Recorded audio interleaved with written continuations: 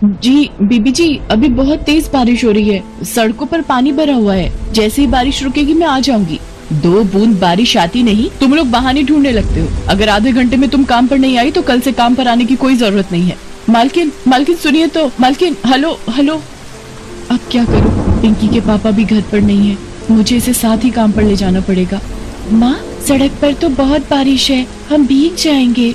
पिंकी बेटा, मैं तुझे घर पर अकेला छोड़कर नहीं जा सकती। एक काम कर, तू ये पन्नी ओढ़ ले, इससे तू गीली नहीं होगी। माँ, मेरी चप्पल पैर से उतर गई, पानी में बह गई। पिंकी की चप्पल सड़क में भरे पानी में बह जाती है। जैसे तैसे पार्वती अपनी बेटी पिंकी को लेकर मालकिन के घर पहुंचती है। उनके कपड़े पूरी तरह से भीग चुके थे और पिंकी भी ठंड से कांप रही थी। मालकिन पार्वती पर चिल्लाने लगती है, आधा घंटा बोला था और तूने आने में 1.5 घंटा लगा दिया। कहाँ रह गई थी? अब तक सारा काम पड़ा हुआ है। घर की हालत देख। पता नहीं, तनख्वाह लेने के टाइम पर तो तुम लोग ठीक हो जाती हो और आगे पीछे जरा सा मौसम खराब हो जाए तो तुम्हारे बहाने बनने लगते हैं। और ये क्या, सारे घर को अपने मैले कुचैले कपड़ों से और गंदा कर दोगी? और इसको क्यों ले आई? मालकिन, इसके पापा काम पर गए हुए थे, इसको अकेला छोड़कर नहीं आ सकती थी, इसी वजह से साथ में लाना पड़ा। ये एक तरफ होकर बैठ जाएगी, आपको बिल्कुल भी परेशान नहीं करेगी। पिंकी बेटा, तुम वहाँ सामने फर्श पर बैठ जाओ। पिंकी गीले कपड़ों में फर्श पर बैठ जाती है। उसे ठंड लग रही थी। इतनी देर में मालकिन का बेटा बंटी हॉल का एसी खोल देता है और टीवी चलाकर बैठ जाता है। मम्मी, गरम गरम पनीर और आलू के पकौड़े खाने हैं। इस बारिश के मौसम में बहुत टेस्टी लगते हैं।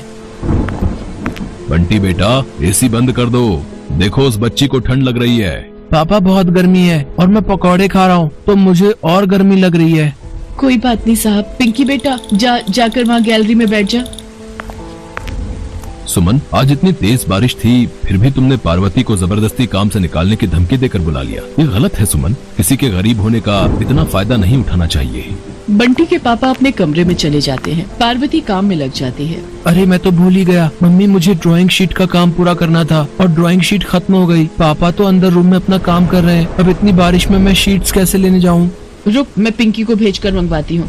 पिंकी सुन, ये ले पैसे और पड़ोस की दुकान से ये वाली ड्राइंग शीट खरीद कर ले आ। पर आंटी, बाहर सड़क पर बहुत तेज बारिश हो रही है और पानी भी भरा हुआ है। मेरी चप्पल सुबह आते हुए पानी में बह गई, मैं नंगे पैर कैसे जाऊंगी? मालकिन पिंकी को जबरदस्ती नंगे पैर बिना चप्पल के बारिश में ड्राइंग शीट लेने भेज देती है। बेचारी डरते डरते बारिश में जाती है। इतनी देर में बंटी का दोस्त निखिल, जो पड़ोस में ही रहता था, वो छत से बंटी को आवाज लगाता है, बंटी जल्दी से छत पर आजा, बारिश में खूब मजे करेंगे। ठीक है, आता हूँ। मम्मी, मैं छत पर निखिल के साथ बारिश में खेलने जा रहा हूँ।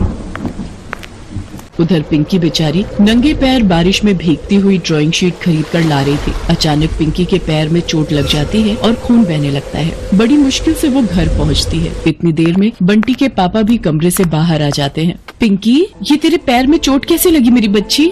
आंटी, बंटी भैया की ड्राइंग शीट, मैंने इसे बिल्कुल भी गीला नहीं होने दिया, इसे बहुत संभाल कर रखा। बंटी भैया को स्कूल का काम करना है ना।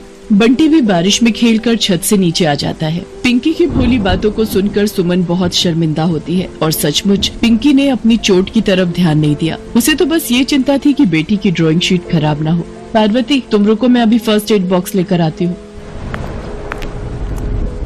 सुमन पिंकी की चोट पर दवाई लगाकर पट्टी बांध देती है। पार्वती, रसोई में जाकर पिंकी के लिए 1 गिलास हल्दी वाला दूध गर्म करके ले आओ। ये ठंड से कांप रही है और इसे चोट में भी आराम मिलेगा।